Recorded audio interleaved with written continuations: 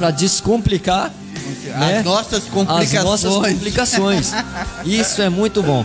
Pastor Saulo, agora o senhor tem uma mensagem aí para interagir com o público. Aleluia. Vamos passar isso para o pessoal. Glória a Deus. A mensagem da cruz, né? Esse é o nosso quadro de reflexão hoje. E nós estamos passando, né, festejando hoje a Páscoa. E eu gostaria de falar hoje sobre um tema muito específico, sobre o maior acontecimento da história da humanidade. Para você, qual foi o maior acontecimento da história da humanidade? Eu, pessoalmente, eu gosto muito de história. Amo história. Estudo história desde a minha meninice. E sabe, irmãos, que existem muitos marcos da história, né? Você pode dizer que o maior acontecimento da história foi a invenção da escrita. A maior invenção da história foi a roda. Depois que o homem inventou a roda, nunca mais foi o mesmo. Outros vão dizer que o maior acontecimento da história foi a invenção da imprensa, né? Pelo Gutenberg. Outros vão dizer que o maior acontecimento da história foi em 1789, com a Revolução Francesa, quando foi escrito, né, propagar os direitos universais do homem.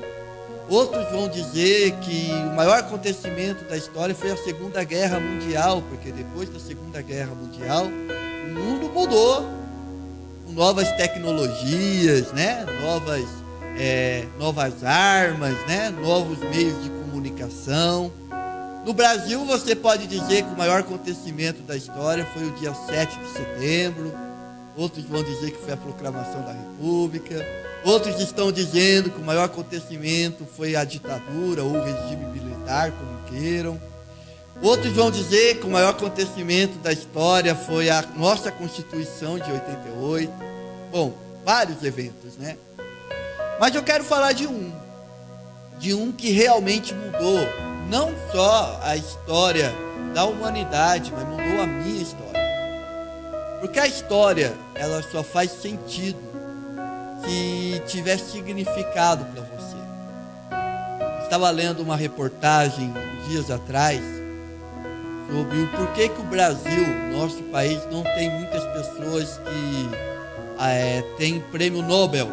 A Argentina tem, o Chile tem, muitos países da América do Sul tem. E o Brasil, o tamanho que é, de pessoas espetaculares, né, de mentes espetaculares, não tem prêmio Nobel. E um professor disse sim, porque o nosso país é um país que não honra a nossa história. Então a história é importante. Se você quiser ter conteúdo na sua vida, estude história. Mas existe um fato da história na qual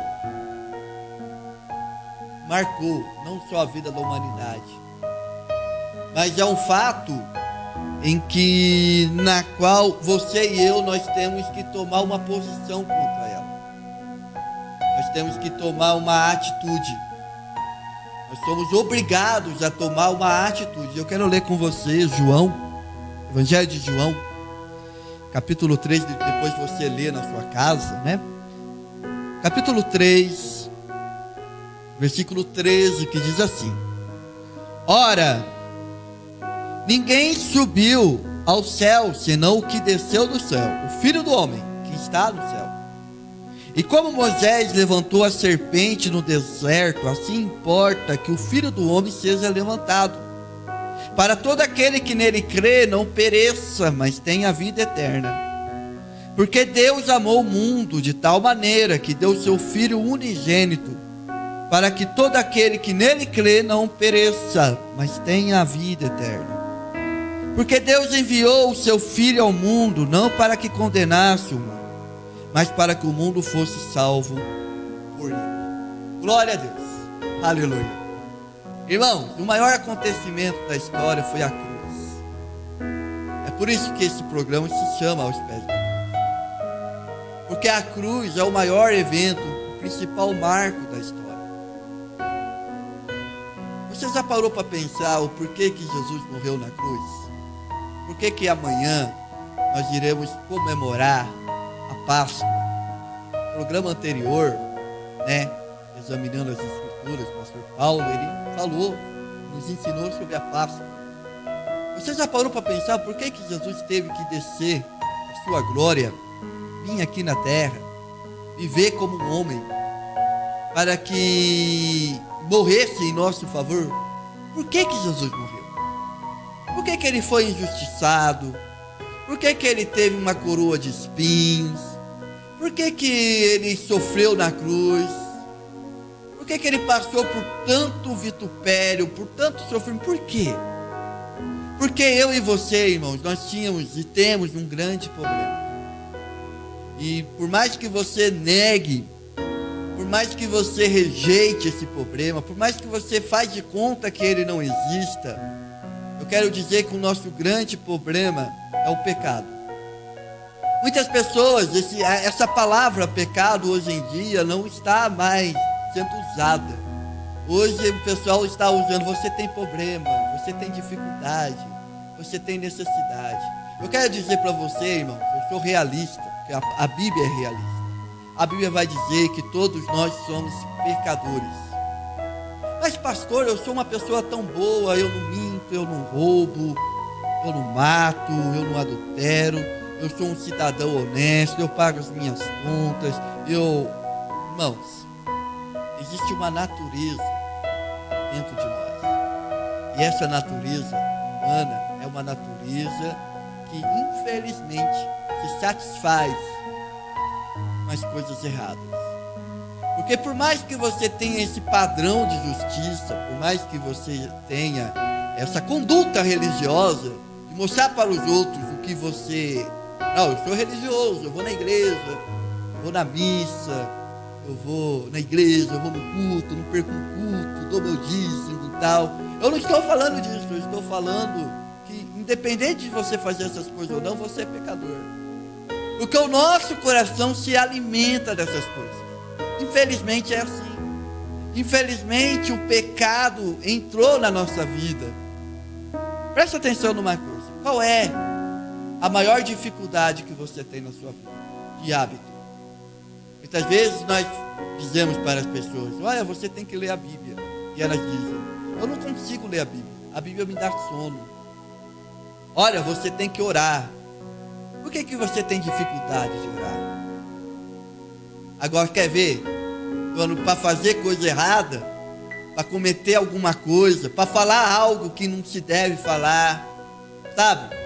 Fazer uma fofoca, né? E para Deus, irmãos, para Deus, meus amigos, minhas amigas, não existe pecado, pecadinho e pecadão. Para nós, sim. Nós temos esse juízo, essa balança na nossa cabeça. Mas para Deus, não. Tanto faz você roubar R$1 como roubar 1 milhão. Para Deus é pecado do mesmo jeito. Tanto faz você contar uma mentirinha pequenininha que não vai ofender ninguém, como faz você pegar uma faca e enfiar na costa de uma pessoa, matar a pessoa. Para Deus, pecado é pecado. E todos nós somos pecadores. E se você pensa que você não é pecador, eu quero ler o texto com você. Mateus capítulo 5. Olha só o que Jesus fala. Mateus capítulo 5, versículo 21. Diz assim: ouviste o que foi dito aos antigos: não matarás, mas qualquer que matar será réu de juízo. Aí você diz: nossa, eu estou bem, não matei ninguém. Vai lá no fórum lá, pastor, tira minha ficha criminal, não tenho processo nenhum. Mas olha só o que Jesus fala: eu porém vos digo, Mateus capítulo 5, versículo 22, eu porém vos digo que qualquer que sem motivo se encolerizar contra o seu irmão será réu de juízo, e qualquer que desprezar o seu irmão será réu de sinédrio, e qualquer que chamar de louco será réu do fogo do inferno. Quantas vezes, irmão, nós ficamos com raiva sem motivo? Quantas vezes nós estamos no trânsito e uma pessoa nos dá uma fechada e nós nos encolorizamos e dizemos, barbeiro, né? Ou abençoamos, né? Senhor, dá sabedoria para essa pessoa. Não, ao invés de nós fazermos isso, nós o amaldiçoamos. Irmãos, isso para Jesus já é um assassinato. Porque nós não sabemos muitas vezes se a pessoa está ocupada com outras coisas. Às vezes ela está passando por um problema sério, está socorrendo alguém. Isso é se encolorizar sem motivo. Outra forma de assassinato é você desprezar o seu irmão. Quantas vezes nós desprezamos os nossos irmãos pela sua condição financeira, por ser um irmão muito problemático, que fala e você vai conversar com ele e só fala problema. Quantas vezes nós desprezamos? E quantas vezes nós chamamos os irmãos de louco? Nós falamos com José de Paula, né? Quantas pessoas dizem, José de Paula, você vai gravar CD, isso não é para você. E ele, você não sabe, irmão, da visão que Deus deu para essa pessoa. Você quer ver outro exemplo? Continuando aqui o texto. Versículo 27. Ouviste o que foi dito aos antigos, não cometerás adultérios. Aí você vai dizer, pastor, você está tranquilo, eu cumpro a lei. Eu sou fiel à minha mulher. Tenho aliança no dedo. Tenho uma fita de casamento lá em casa, lá. Tá tudo certo. Eu não cometo adultério. Mas olha só o que Jesus fala. Portanto, eu porém vos digo que qualquer que atentar numa mulher para cobiçar, já em seu coração cometeu adultério. Irmão, não faço, né?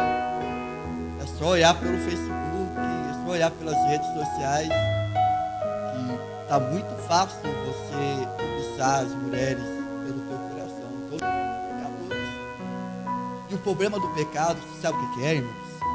Que Deus, quando Ele olha para o pecado é uma ofensa a Deus. Vamos ler, eu quero ler esse último texto, Efésios capítulo 2. Vou ler para você. Efésios capítulo 2, versículo 1, diz assim, e vos vivificou, estando vós mortos em ofensas e pecados. Irmãos, todas as vezes que nós pecamos, nós ofendemos a Deus. Você já foi ofendido? Foi. Não dá vontade de responder a mesma moeda? Né?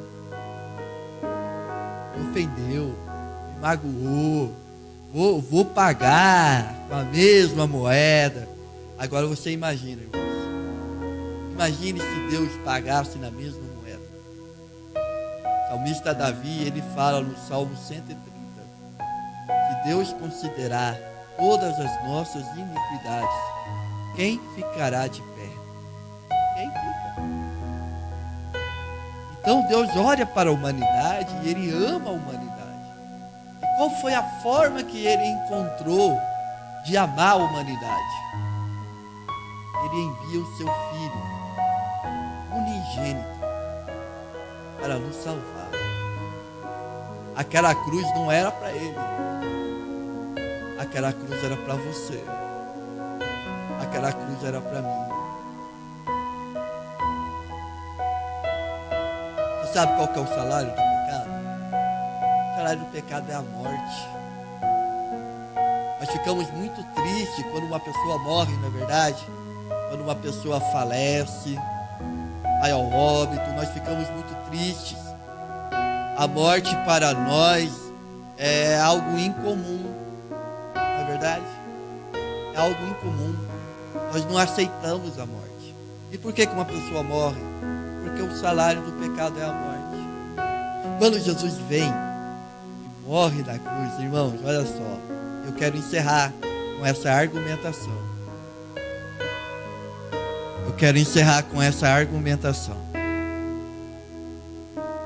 Quando Jesus morre na cruz, Ele não fica na cruz. Não. Hoje é sábado de aleluia. para mim, foi o dia mais estranho, porque parecia que tudo estava perdido. Os discípulos estavam desorientados. Estava tudo perdido, tudo perdido. Mas o que eles não sabiam, o que a humanidade não sabia, é que no sábado todo mundo pensou que a morte venceu, que a morte operou. Mas no domingo, irmãos, domingo de manhã, ele não estava mais no sepulcro. Aleluia. Ele ressuscitou. Ele ressuscitou, irmãos. Ele venceu a morte. E sabe o que isso significa? Significa, irmãos, que antes da cruz ele era filho unigênito. Mas depois da cruz, ele virou primogênito. Ele virou o primeiro filho, porque haveria mais filhos para vir. E quem são esses filhos? Aqueles que o receberem, aqueles que o aceitarem como Cristo, Senhor, o Salvador da sua vida. Todo aquele que crê em Jesus, todo aquele que confessa que Jesus é o Senhor da tua vida. Irmãos, quando você confessar, a primeira coisa que você pode ter certeza é que você venceu a morte. A morte para um cristão não é mais derrota, não é mais o fim. Nós não precisamos mais ter medo da morte. Aleluia. Não, você não precisa mais ter medo de morrer. Se você tem Cristo no teu coração, você não precisa mais ter medo da morte, porque a morte para um cristão é uma coroação. Pastor Billy Graham, ele fala isso, grande evangelista. Ele diz que a morte para um cristão é uma coroação. Há uma frase que ele diz, que ele menciona o seguinte, que quando eu morrer, não fique triste, eu apenas mudei de endereço. Irmãos, um cristão, quando ele morre, ele só muda de endereço. Glória a Deus por isso. Nós estamos aqui na nossa batalha. A morte para nós é uma coroação. E porque vai haver um evento depois da morte. Isso está em 1 Coríntios capítulo 15, você pode ler depois. Paulo diz que ele foi o primogênito, e assim como ele ressuscitou dos mortos, nós também, aqueles que morreram no Senhor, aqueles que hoje estão dormindo no Senhor, eles vão ressuscitar, e terão os teus corpos transformados. Teremos um novo corpo, e esse corpo é o semelhante ao dele, o mesmo corpo de Jesus. Jesus ressuscitou, e você vai ler nos evangelhos que Jesus, com seu corpo ressuscitado, ele aparecia e sumia, não havia mais limite físico. Você vai ver Jesus comendo peixe, pão com seus discípulos. Jesus passa, depois da ressurreição, 40 dias ensinando os seus discípulos a enfrentar os desafios da sua vida.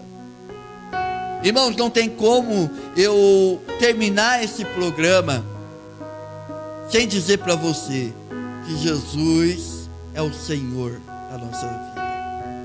Por isso que esse programa tem essa intuição, essa intenção de pregar a você sobre Jesus. Não vamos falar de nenhuma doutrina, não vamos falar de nada. A nossa proposta aqui é falar de Jesus, porque Ele é a razão da nossa vida, Ele é a razão da nossa existência. Nós vivemos para Ele, vencemos os nossos problemas porque Ele nos ajuda. Jesus é real. Por isso que o maior acontecimento da história é a Páscoa, é quando Jesus ressuscita e diz: eu venci a morte. Olha, eu venci a morte, você também vai vencer. Eu venci o seu pecado, eu paguei a penalização do pecado, o salário do pecado fui eu que sofri. Você não precisa mais sofrer, irmãos, pelo seu pecado. Então nessa manhã eu quero convidar você, eu quero orar por você nessa manhã. Eu quero dizer para você, eu quero fazer esse convite para que você possa reconhecer Jesus como Salvador da tua vida.